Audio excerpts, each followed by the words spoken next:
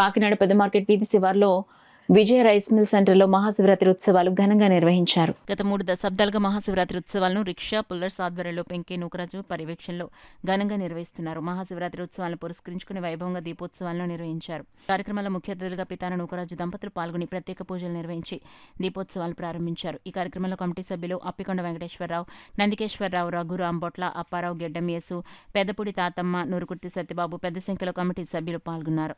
సంవత్సరంలో ఒకసారైనా సరే శివాలయానికి వెళ్ళాలి, వెళ్తే జన్మ ధన్యవద్దని చెప్పేసి మన శాస్త్రాలు చెప్తున్నాయి. మరి గత 9 రోజులుగా కూడా వీళ్ళు కార్యక్రమాలు భక్తి శ్రద్ధలతో నడిపిస్తూ మరి ఈరోజు ఈ జ్యోతిర్లింగం పెట్టడం వెలిగించడం, రేపు అన్నదాన కార్యక్రమంతో ముగించడం జరుగుతుంది. మరి ఈ సందర్భంగా ఇంత పెద్ద సంఖ్యలో ఇచ్చేసిన భక్తులకి మరి కార్యక్రమానికి ఇంత దిగ్విజయంగా జరిపించినటువంటి ఈ కమిటీ సభ్యులకి సహకరించిన నందికేశ్వరరావు గారు అటువంటి పెద్దలందరికీ కూడా మన తరఫున కమిటీ తరఫున ధన్యవాదాలు. ఒక రిక్షా కార్మికుడిగా ఇక్కడ ప్రారంభమైంది.